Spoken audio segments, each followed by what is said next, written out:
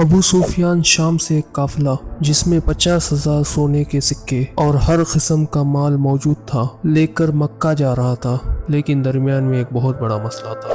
مکہ پہنچنے کے لیے اس کو مدینہ کے پاس سے گزرنا لازمی تھا اور مدینہ میں اس قافلے کو ڈھونڈنے کے لیے تیار بیٹھے ہوئے تھے۔ تو ابو سفیان نے سوچا کیوں نہ ایک منٹ، مسلمان قافلہ ڈھونڈ رہے تھے، مسلمان کیسے قافلہ ڈھونڈ سکتے ہیں، وہ بھی رمضان کے مہینے میں؟ اصل میں بدر کی جنگ سے 1 سال پہلے مسلمان مکہ سے ہجرت کر کے مدینہ گئے تھے۔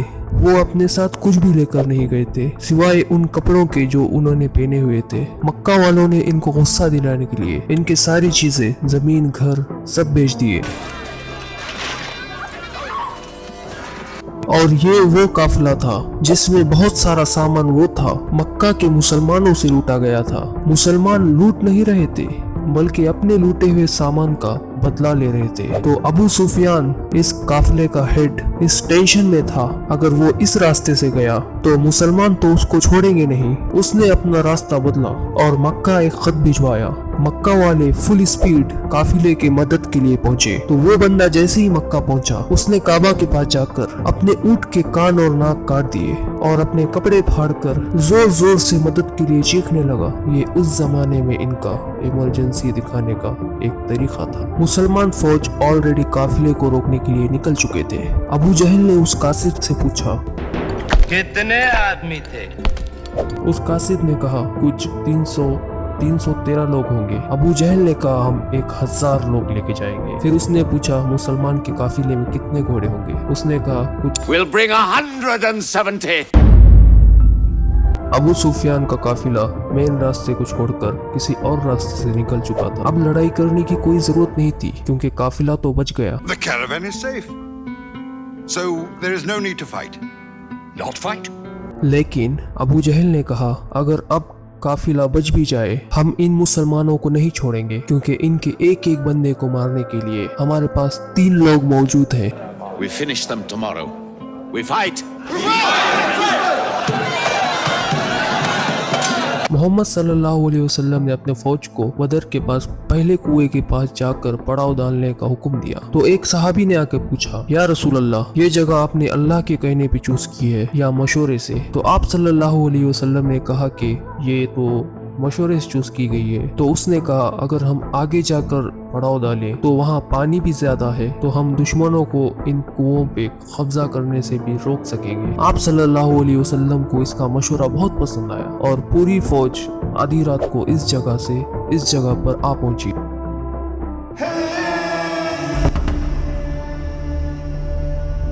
دوسرے دن ابو جہل کی فوج جب سامنے آئی وہ مسلمانوں سے 3 گنا بڑی تھی۔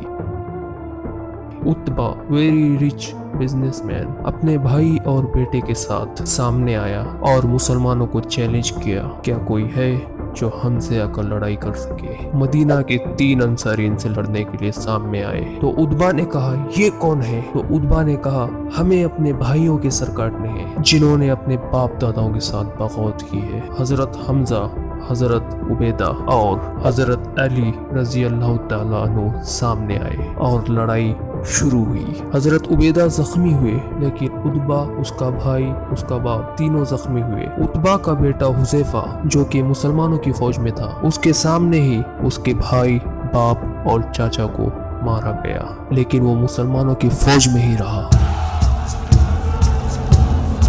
مسلمانوں کو پتا تھا دشمنوں کے مقابلے میں ان کی فوج بہت ہی چھوٹی ہے تو انہوں نے الگ اسٹریٹجی بنائی، یار ہم تو اپنی جگہ سے نہیں ہلیں گے، تم لوگ آ کے حملہ کرو۔ اسی کے ساتھ ابو جہل نے ایک بڑا حملہ کیا۔ اس کو لگا بس یہ تو 2 منٹ کا کام ہے، اس کو حل کر کر نکلتے ہیں یہاں سے، مگر ایسا نہیں ہوا۔ آہستہ آہستہ ہر مسلمان کے بدلے 5 کافر مرنے لگے۔ کافروں کی فوج پیچھے ہٹی اور ٹینشن میں پڑ گئی، یار یہ تو ہم سے 3 گنا زیادہ ہے اور ہم ان کو ان کی جگہ سے بھی نہیں لا پا رہے۔ اور کچھ مسلمانوں نے اپنے صفوں کو بدلا اور فریش لوگوں کو سامنے لا کر کھڑا کر دیا۔ ابو جہل نے دوبارہ حملے کا حکم دیا لیکن پھر وہی ہوا اور کافر فوج پیچھے ہٹنے لگی، لیکن اس بار مسلمانوں نے ان پر حملہ کر دیا اور کافروں کی فوج بدر کو چھوڑ کر ہر طرف بھاگنے لگی اور کافروں کا لیڈر ابو جہل مارا گیا۔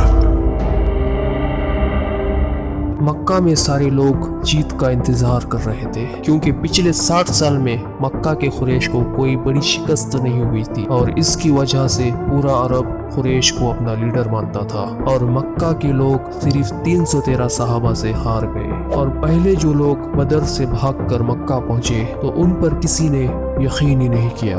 ऐसा हो ही नहीं सकता, हम जंग हार गए हो। और आहिस्ता आहिस्ता उन्हें समझ आने लगी ये जंग और अपनी पूरी इज्जत अरब में हार चुके हैं। एक मशहूर वेस्टर्न हिस्टोरियन लिखते हैं कि जंग बदर से पहले अरब मोहम्मद को एक कमजोर आदमी समझते थे, जिसको अपने ही लोगों ने निकाल दिया था और वो दूसरों से मदद मांगता फिरता था। लेकिन जंग बदर के बाद मोहम्मद एक बादशाह, मिलिट्री जीनियस के तौर पर पूरे अरब में मशहूर हो गया, क्योंकि उन्होंने अपने से बड़ी 3 गुना फौज को हरा के दिखाया था। जीत की खबर लेके जब मुसलमान मदीना पहुंचे, क्योंकि हर तरफ खुशी और सेलिब्रेशन चल रही थी, लेकिन जैसे ही रसूल अल्लाह सल्लल्लाहु अलैहि वसल्लम अपने घर में दाखिल हुए, उनको पता चला उनकी बहुत ही प्यारी बेटी रुक़ैया, जिसे वो बहुत प्यार करते हैं, कुछ ही दिन पहले फौत हो चुकी है। इस बात से रसूल अल्लाह सल्लल्लाहु अलैहि वसल्लम को बहुत दुख हुआ, लेकिन मुसलमानों की खुशी और सेलिब्रेशन जारी रखने के लिए उन्होंने अपने गम का जिक्र किसी के सामने नहीं किया। लेकिन ये सेलिब्रेशन ज्यादा देर चल भी नहीं सकती थी, क्योंकि इस बार अबू सुफियान ने पूरे अरब से 3000 की फौज जमा करके मुसलमानों से बदला लेने के लिए फौज जमा करना शुरू कर दी थी। They are gathering. Every young man with a sword is on his way to Mecca. Subscribe